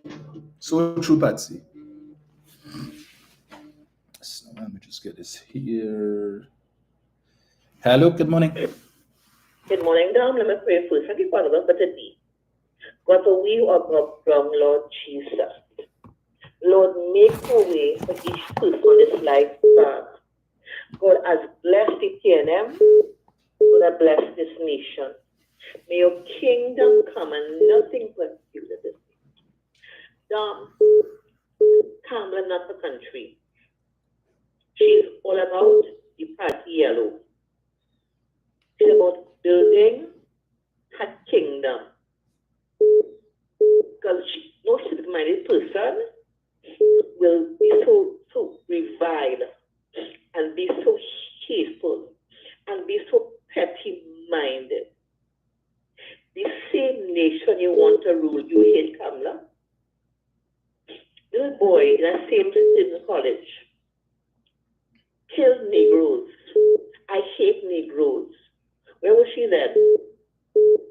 That children's life was risked because of a little Indian racist boy. Did she kill them? Had they killed themselves, what would she have said? She's a convenient politician, but she'll be judged by her actions and actions. And can you hear me very, very well? That prophetic word you got, it's a lie. That's no prophet. Right? That is not from God. Because you are running and running and running to seek. You see which camp you're going to? Let me expose you this morning on Facebook for all the Kamala. All the darkness you're going to will be a portion. Because when Samuel died, so with which I end up, right? You are going to pay a price, Kamala. UNC will pay a price, and hear me well. I am afraid of no man, because I know who my God is. His name is Jesus. And before you come against Christ in me, hear me well. Buy a coffin, dig a hole, make a will. Now you know me, right? Woman prayed for last time, but 2 weeks ago. I'm that lady. I know coward. So all who feel their name is for their stomping grounds, think again. Because your day will come in. I will come suddenly. And all the evil you plan for PNM, and when Garrison was robbed, that was set up.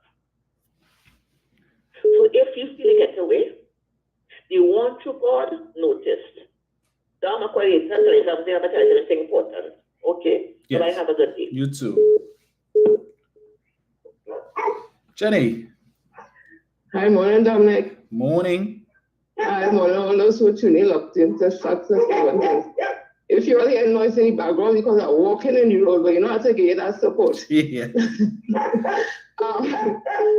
That situation at St. Stephen College is very unfortunate, but do you remember a couple of months ago when we had a child of Indian descent was pouring a lot of hate speech, and it looked as though he was being egged on by others. We would have called on radio and anywhere that we can for St. Stephen's College to say something about it.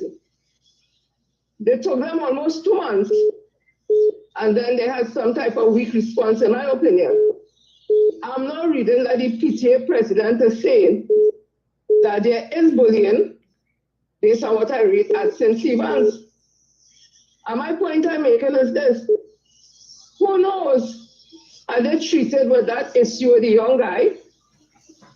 That today there may not have been this tragic situation. Because bullying didn't now start in that school. It has been going on for a while. And hate speech is a form of bullying. And if you have people taping it, other school children, and it look as though they were egging them on, that also is bullying. So again, schools, teachers, and not because the school have a certain prestigious name, or because the person is of a particular group, that it treated differently because there was a conversation. Had it been a child who looked like me and would have done that, actions would have been taken immediately. So we need to stop this foolishness, especially when it comes to our children. Because when they hurting, it's not Indian hurt and African or Chinese and Syrian hurt. It's children hurting. And there clearly seems to be a problem as in Stevens. And they need to treat with it. And if there are other schools, that we know there are other schools who have that, they need to treat with it in a holistic way. Parents also, guardians, need to be very watchful of their children. If your child was a talkative child before, the child stopped talking, you need to inquire what is happening. Because usually, children will tell you what's happening in a non-verbal way by their actions. So if your child is behaving in a way that they are not accustomed to, that's a red flag. Do not take it for granted. Know who your children's friends are. Know what they're looking at on the internet. Spend 5-10 minutes with them when they come home from work. Never be too busy to ask what happened. They're not too big to look in the school bags. We have to stop this before this go to our next level. And people need to take this very, very seriously. To come up as a deception. You can't talk to nobody about pedophile. You went, in fact, you sent people to the parliament to argue that marrying a child at 12 years old, a girl, maturity, that person could be mature based on the climate. Islamic scholar would have argued that because you all give him the right to be a government senator for the day to treat with that matter. And he was advocating for marrying 12-year-old girls. Isn't that pedophilia? Dr. Leva Maraj would have indicated, in fact, he did a sworn affidavit that there is human trafficking in the UNC, and the person who is responsible for it still sits in UNC. A part of human trafficking, you'll get pedophilia. Because the children, the traffic, is not for other little children. It's for big men and women. So there's an element of pedophilia there also. Kamala can't talk about protecting her children. Under her children life fund, White is when they came out of office, they stopped putting them money. But not only that, parents having a hard time to access the fund. And when they did get it, they sent the children to a substandard Colombian hospital where they died, instead of sending them to America where some of them would have had a medical history. So Kamala can't tell me nothing about children, and she can't tell me nothing about pedophile. She needs to look within. And I'll leave it there for now. You all have a blessed day. And see you on Thursday, Dominic. Bye-bye. Yes, Jen. Thank you. Hello. Hello, morning. Yes, sir. Morning. Yes, morning. Morning to all. Another successful morning, I guess. You know, I'm not a morning person, but Jenny, good contribution as usual. Dominic, let me just jump in fast. Now, I want to piggyback on what Jenny was saying with Kamala and the children and so forth, right? You remember when she was Prime Minister, every Christmas season, who was funding the toy drive? As soon as they debate office in 2015, the toy drive stopped. Right? Kamla Prasad Visesa should be the last person to talk anything or championing the cause for children in this society.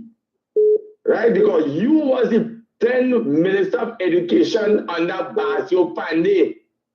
When you, Kamla Prasad Visesa, right, abolish corporal punishment from in school and did not put nothing in place to deal with children of delinquency. And some 20 plus years later, this is the result we having today in school. And bullying is happening now. Bullying happening a long time.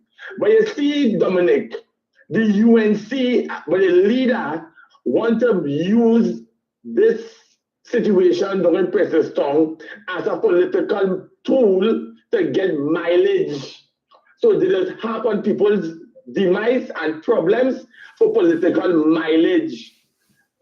This morning, I pulled the Guardian newspaper. But you know, I don't read papers, eh? I don't read papers at all. I don't watch news, I don't read papers. All of them is the same blasted thing, right? So I have to just pull the papers and I look at the front page. One could see a whole candlelight vigil with the member of parliament for Preston championing it.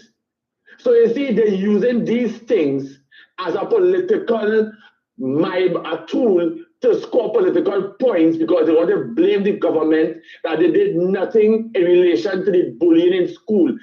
Kamla Prasad Visesa was there in 5 years, 3 months, 14 days. Tim Gopi Singh was the Minister of Education then. What they did, what them did in relation to dealing with the problem, right? And I want to pick up with what Jenny said. When there's that same school, I think it was either last year or earlier this year, a lot of racial slur was recorded and sent on social media, right? And the board take a whole 60 plus days to put up a watered down press statement or release. It's the same school that this little boy, God rest his soul, right, that endured, not now, they say since Form 1, the boy enduring bullying, since he entered secondary school.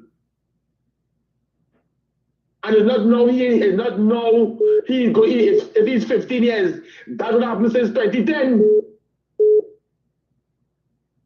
You understand? But then again, you have the opposition leader coming to tell me, right, that all they want to set up an anti-bullying app, right, headed by none other than the Princess Tongue drama queen, right, to head that. Until now, this group put out a press release yesterday on TDT. On the Facebook page, something about, I think it's something Rushigas is the person name. I can't remember the person name. I read it on the Kamal page, right? And why now the UNC decided to come and set up an anti-bullying app?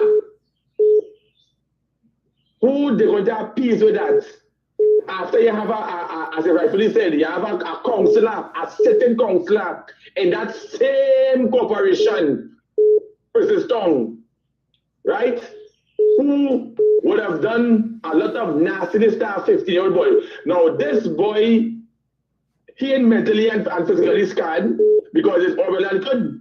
But the one who dead now, or you want to champion the cause for bullying. So that one was what he did with this 15-year-old boy now. That one is nonsensical in their book.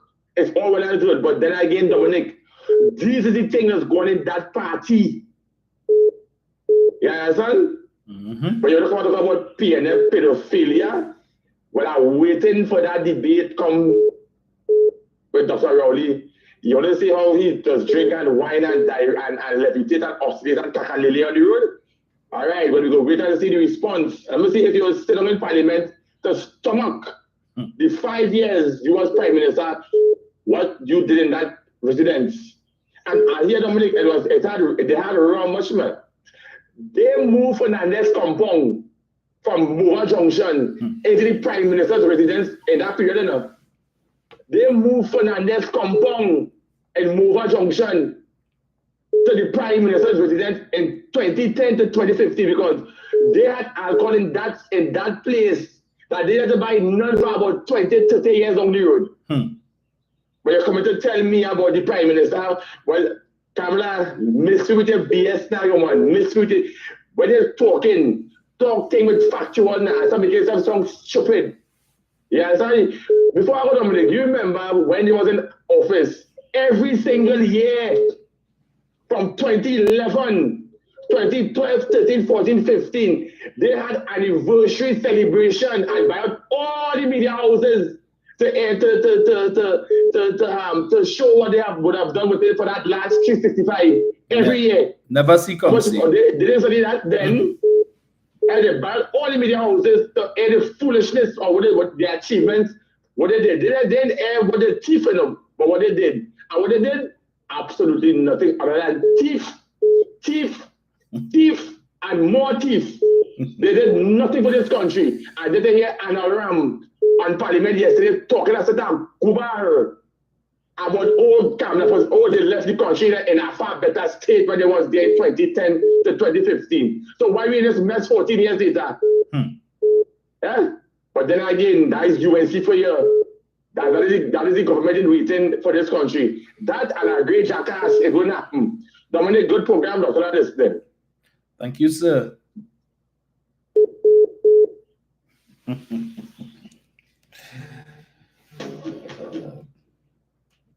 Get this here. Okay, I don't know what happened there. Call me back, caller.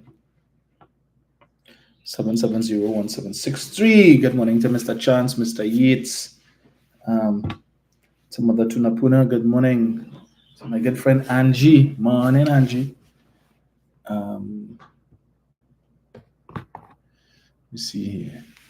Annette Moses says bullying at school is not supposed to be a political issue. It is shameful how the opposition hovers like a kobo searching for things to stink up the place. So true.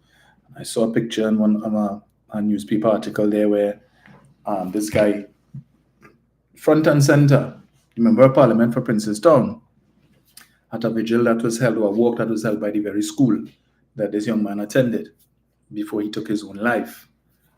And I say, we'll see how many of them will attend the funeral today and make themselves available for interview to blame the government. Hello, good morning. Hello, good morning. Morning. Morning, Dominic. Hi, morning. I'm to change the program. Concern our and the owners and journalists. They call Bertie Marshall. Right. It's rather ridiculous. I don't know. In charge of. They need another dump. Without garbage. It's rather ridiculous. I don't know who contract is.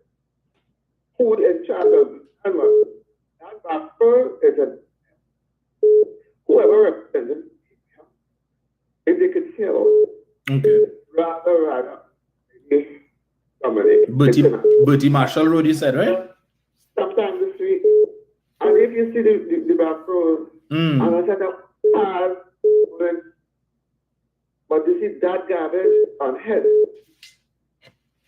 Rather. I do something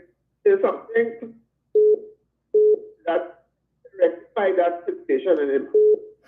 Okay. I'll be very well. All right. A blessed day. And you too. thanks. Thank you.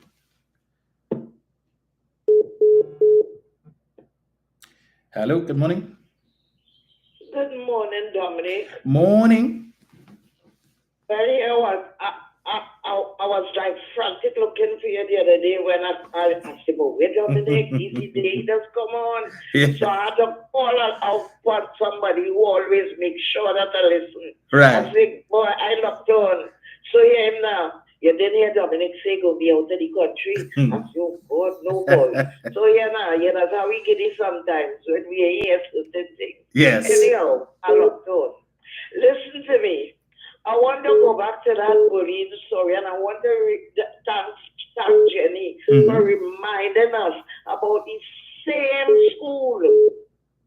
If I'm not mistaken, that where the board had to come out and make a statement when they had the racial remark. Yes. But again, my suggestion, because I called another radio station earlier, I said my suggestion, I know it is the best, but that is my way I would have handled it. Because if I did school already, I beat you and put an end to the story. But we know that is not always the solution, because now, the kind of fighting I see going on now, it's not like long ago, you know. And people, children walking with knives and weapons now. Yes.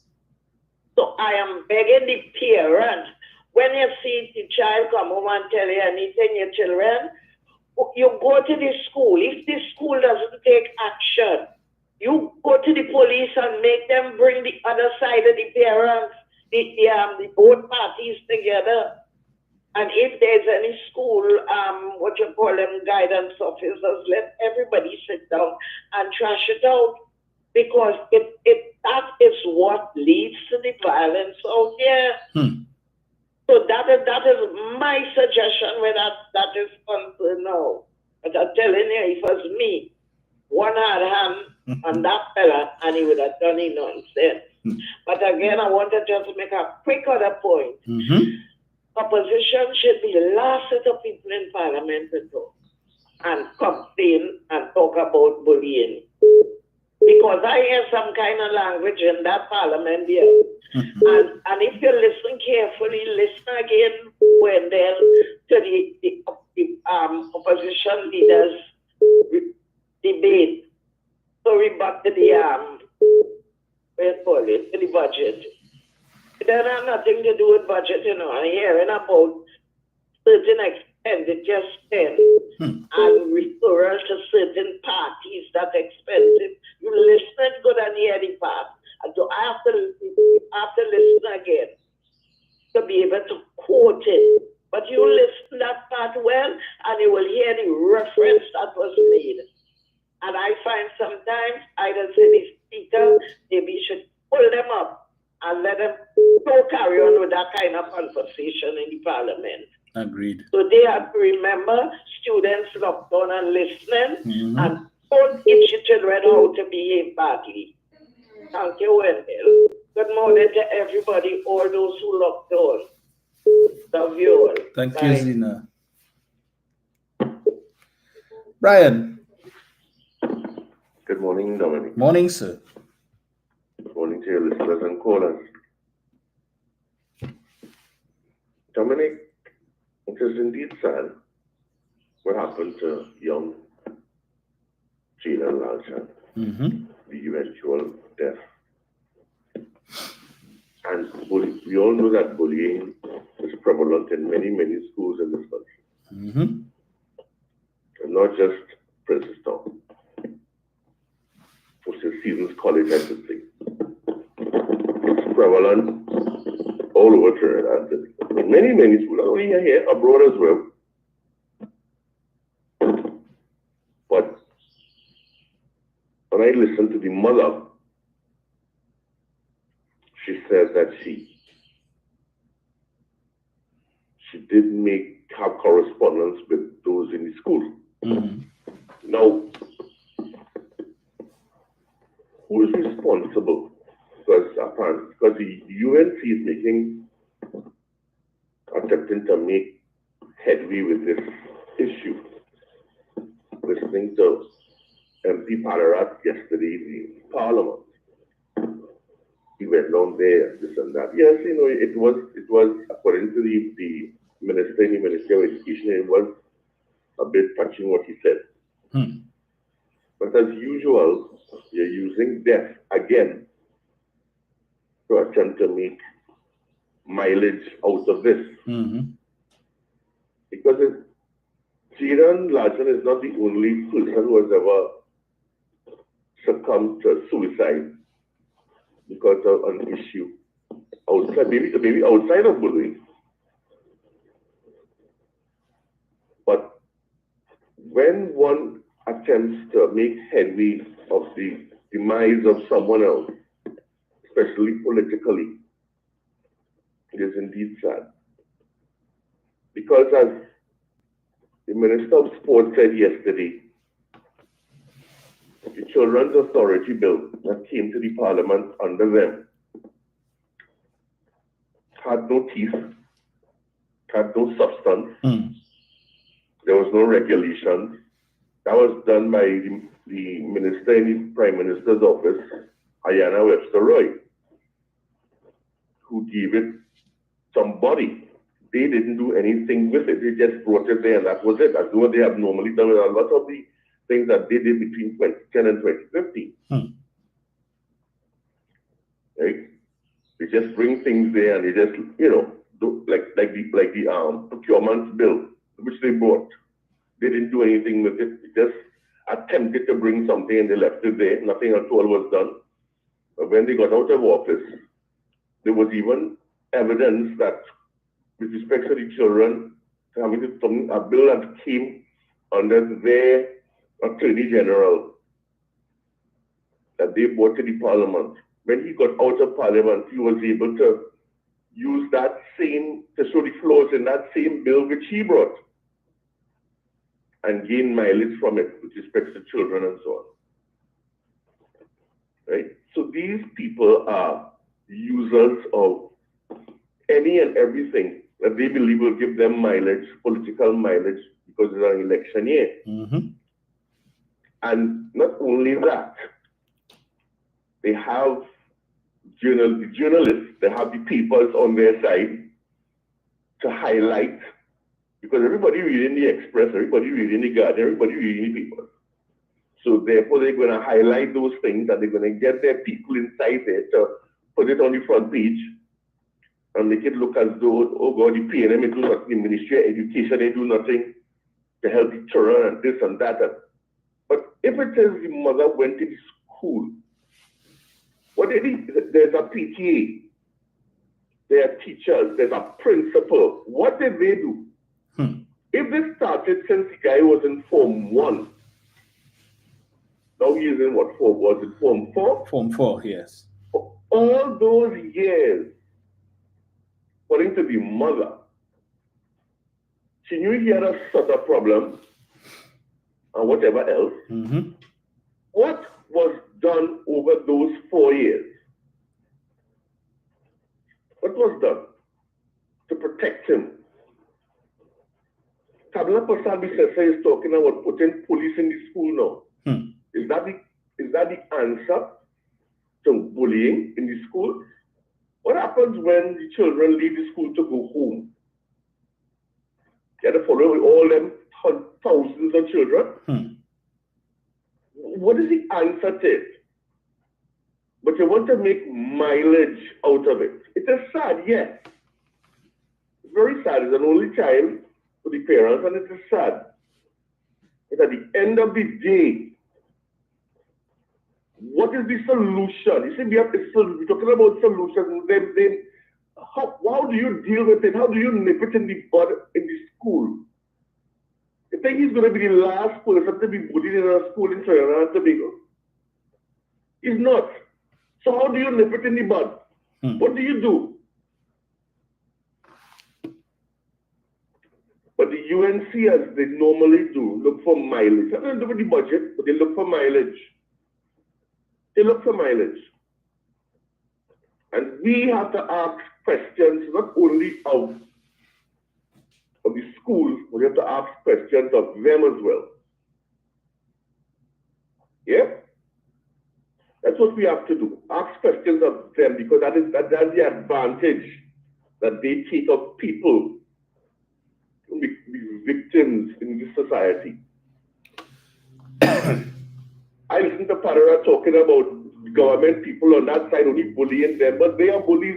It's things that they have said. I recall that same Parara telling the Speaker of the House, who is you? I remember a certain senator saying about of the president of this country, a former president of this country, calling her in civil, you know what? And speaking to people as though they don't care and have no respect for them.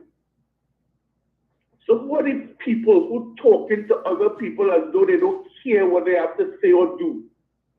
I recall between 2010 and 2015, you could not speak in the country. People were scared to get up and say anything because they were afraid that something would happen to them. There are people abroad who are afraid to come back to Trinidad and Tobago to give evidence because of the opposition then.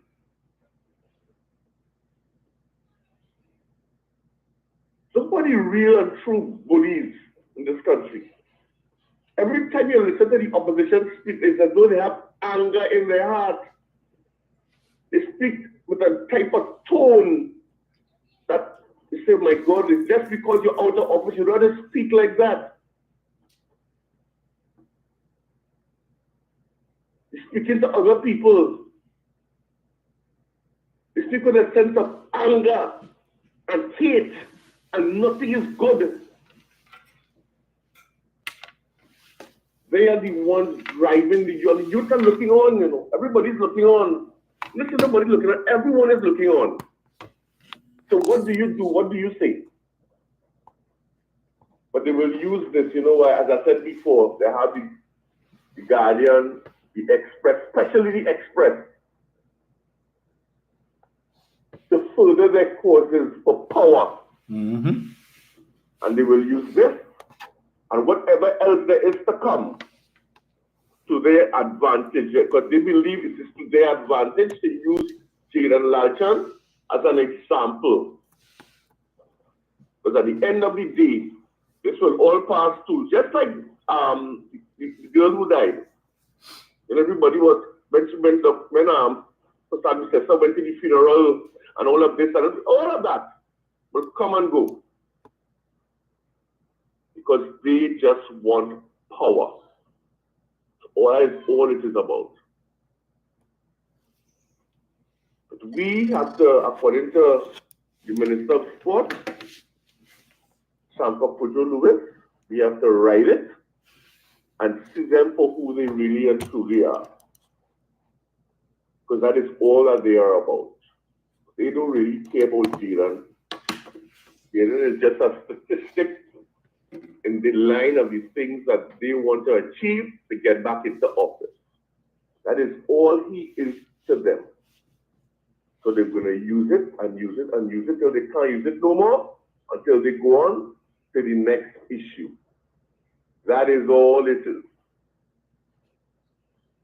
So we just have to write it out and look at it and listen and respond accordingly. And the people of Trinidad and Tobago must be able to see through this and to see who they really are. They don't care about Jaden. They don't care. And we all know it. But they have, as I said, they have everybody else who hates the PNM, the anti-PNM people on the side. And that is what they're going to do. You just have to look on and remember, because this too shall pass, and this too will come up again sometime in the near future. You just have to look on and understand. Correct. Thank you, sir. Thank you, sir. Same thing, but she can't see under her own nose that she has a senator who loves to engage in bullying himself. As I see here, Althea says, Kamala said with her own chest that she would leave it for Anil to say, because he says it well, and she encourages Anil to behave like how he behaves with disrespect. That is so true. When he went to come and claim the president engaged in pum-pum politics and who lied on couch and all kind of foolishness, right? And then she now come up with this dotish talk about PNM pedophilia and all of that, but you're propping up a man who is under police investigation for prostitution and human trafficking. What is the ages? What are the ages of these persons who he prostitutes and traffics? She could tell us that. It's interesting She found time yesterday in her 1 hour, 1 minute and 35-second press conference to talk about alleged pedophilia in the PNM, right? But she couldn't find 2 minutes or 3 minutes to address the issue of Patriotic Energies and them submitting a fraudulent document in an attempt to secure a significant state asset. She couldn't find 2 minutes to talk about that, to address it. But she had plenty of time to talk about PNM pedophilia. That speaks volumes. Hello, good morning. Hello. Hello, good morning, Dominic. Morning, sir. Yeah, fortunately I got on. I was trying for the longest while, the better part of 45 minutes. Yes, I saw that. Timing. All right. Listen, I have two quick items I want to touch on about. One is regarding the what do you call it? What is Auditor General report. Yes. All right? To my understanding, because I am outside the country, so I need to get some clarity. To my understanding, there was an issue with some monies, I think it's either 2.6 billion or 3 billion that was missing. This was, I believe this was the initial claim. Yes. And then certain things transpired where it was shown where the money was not missing. It was in fact not recorded properly. Correct. All right. This is more than a month now. And up to last week, I am hearing certain, what do you call them, radio talk show hosts talking about money missing, $2.6 billion missing. And this is one of the fundamental flaws on that program, is that they're not fact-checking themselves. They're not fact-checking the people who call in from time to time, you know, and they have a badgerish attitude. If you are trying to build a consensus in a country, you can't be bashing the people that you want to bring over to your trend of thought or your thinking. You know? Yes. But it is overbearing now. Every evening they talk about this, you know, this billions of dollars missing, and it is not missing. They're misleading the population. All right? And another thing, on another show last week, one of the hosts on that program, he made some statements that, and he called the minister's name, Rowan Sinanan. It is in Hansan, right? That he called his name and saying he is there to facilitate bribes. I think this statement should be looked into very thoroughly, because there's an accusation that is being made against an elected official. And then coming from the person who made the comment, it is very disturbing, because my grandparents used to say, monkey can't see the length of the old tail. Why I made that reference, certain things were going on in Port of Spain when the former government was in power, and certain people were getting contracts to do painting and certain things in the inner city in Port of Spain.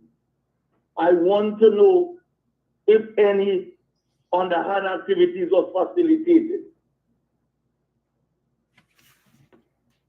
So could you do some research for me, Dominic, if it is in your purview to do?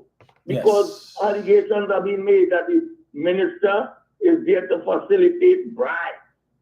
That was the word the person used on the program. But certain things happened in 2011, 2010, late 2010, and 2011 and 2012 in Port of Spain. concerning contracts. So the monkey has to look at his own tail, the length of his own tail. Have a blessed day, Dominic. Thank you, sir. All right. So I think with that, I will leave it there for this morning, folks. As I said, I have to be at St. Mary's College for 10 o'clock. So it's always a pleasure to chat with you guys and to share my thoughts on some of the things that are happening in the country. And we will chat again on Thursday morning, God's willing, 6:30 on Thursday. So as I always say, enjoy your day, make it a productive one, and let's monitor and see the budget debate continues. Please, if you have some time, take a look at it. Understand, you will get the listen to the various ministers who will give you the granular details of what the expenditure for their ministries would go to, right? Unlike what you're hearing from the opposition who want to tell you, well, the minister didn't say this and the minister didn't say that in the budget speech. That is not for the minister to do. That is what, if the minister were to do that, then there's no need for a budget debate. You expect him to do everything that the other ministers are supposed to do to speak about their ministries? So take the opportunity, because then it's going to move on to the Standing Finance Committee, which I also encourage you to listen to. So you will get, when they go through line by line, subhead so-and-so, item number so-and-so, and questions will be asked, and Mrs. Prasad Bisesa can ask, and the rest of them could ask whatever they want about the 50 million and the 400 million, anything else that they want to, and they will get the details of where the money is going to be spent. And I'm absolutely certain that after the explanation is given, you're not going to hear them say anything to come and correct the record. They will leave it just like that and pretend as if they never asked any questions about that and she wasn't concerned. How many times has she raised questions on various matters? And then when it is that the relevant minister would then get up and give the information and show her up for the nonsense that she says, after that, quiet, nothing. And it's the same thing that is going to happen in this instance. Right, so again, condolences to the family of Jaden Lalchan. As I said, I believe, based on what I saw, the link that is being shared on Facebook to the funeral, it's supposed to take place sometime around midday. You know, his family, I think he was an only child, so now his parents must have to deal with that their only child is now gone under circumstances really and truly that are unfortunate and should not have happened in the first place. But hopefully this will be a teachable lesson, and some good could come out of it with respect to treating with bullying, not just in St. Stephen's, but in other schools where it may also exist. And now, as I said, there's some pictures and so on going around of the alleged bully, and I say alleged because I don't know if it's factual that is in fact the person, but I saw there's I think a Show Trinidad or Show the World Trinbago or something like that is circulating these things, pictures of the dean, pictures of the principal of St. Stephen's and so on, and they seem to be convinced that is the individual. I don't know, but I'm just saying, you know, we wait and see, right? Hopefully that's not the case, but whatever the outcome, so be it. Because at the end of the day, a young man has lost his life, parents are now without a child, and we have a society that is incensed about these sort of things. So let's see what we could do to avoid a repeat. All right, so enjoy the rest of your day, folks. We will chat on Thursday morning, God's willing.